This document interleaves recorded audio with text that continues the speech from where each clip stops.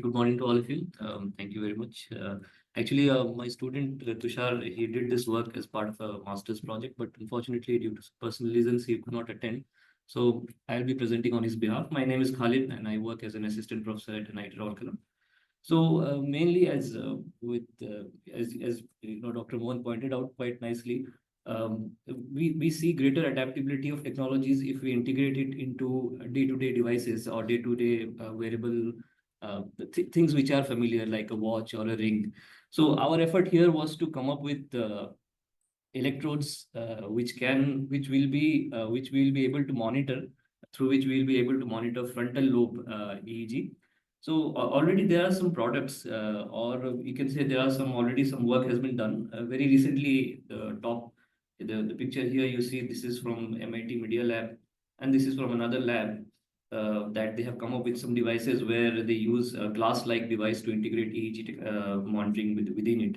And we call it integrated EEG monitoring because it should be seamless, and the person who is looking at the wearer, or the person who is using it, he should not feel that, okay, I'm using or wearing a device which is outside or something which is unique. So just trying to integrate everything with day-to-day devices. However, the problem here is that they suffer from poor signal quality because the electrodes that are used over time, or even sometimes if there is some sweat, or the impedance of the electrode is not as comparable to wet electrodes, which are generally used in standard EEG monitoring. So here we try to innovate or try to think of very simple ways where we can actually come up with EEG electrodes which can be used as dry electrodes, and as well as their impedance should be, or their performance or signal acquisition quality should be as similar to the wet electrode. So here, in order to do that, we first thought of the device. What should we put on the device? So the device, it will be ideal if we have the frontal lobe monitoring, which is important for cognition, attention, and many different applications. And we also want temporal lobe monitoring, and we can also add temperature sensor or PPG monitoring as well. On the side, you can also add accelerometers for posture monitoring, especially for elderly care, or if somebody is suffering from epilepsy or some other diseases, in order to detect their position, head posture, if it's normal or abnormal. In addition, you can also, add through PPG sensors, you can add heart rate monitoring for arrhythmia detection to some extent.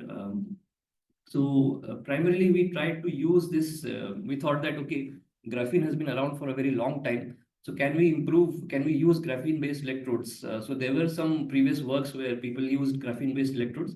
So we tried to enhance the conductivity and the impedance of the graphene-based electrodes by functionalizing them with gold nanoparticles, and trying to see that whether we can come up with some sort of a nanostructure where graphene and gold are mixed together. And so if you look at this is the graphene-coated electrode, the structure, and after the gold is functionalized, after gold is deposited on the graphene, the performance, I will show you in the results, it improves. There are two ways in which you can deposit gold. You can either drop cast it, or you can also electroplate it. I will go in more details later on. But basically, we started with the flex PCB technology because flex PCBs are very common in use. And then when you order this flex PCB or you manufacture this flex PCB, they come with already there is a gold coating. If you want, in addition to copper, they provide an anic coating. And the anic coating can be further enhanced, or you can deposit a graphene ink on top of it. So we make this graphene ink in our lab. And then on top of that, you can either drop cast the gold, or if you want electroplating also, you can improve. You can also you can make a layer of electroplated highly porous gold, and on top of that, you can have graphene ink as well. So all in all, if you integrate everything, so this is our device that was made with different sort of sensors, location and their locations as well. So we have frontal lobe, FP1, FP2, EEG monitoring, temporal lobe, and there's also a camera and PPG sensor, accelerometers, all integrated together. And the electronics mostly are off-the-shelf electronics which we bought. So our primary focus was on the electrode development. So here you can see the comparison between the signal recorded using a medical grade EEG system, wet electrode, and our system. The spikes that we see are mostly due to motion artifacts or eye blinks, and you can also monitor heart rate as well. The bandwidth comparison also looks good. There is a dip here for the electrodes that we use, because we use some band pass filtering for removing noise. Other than that, most of the components are present, frequency components. And you can also do some sort of head posture monitoring as well. So if the wearer is tilting the head, you can detect it, or if there is a fall, you can actually develop some algorithms to detect to predict or prevent the fall as well.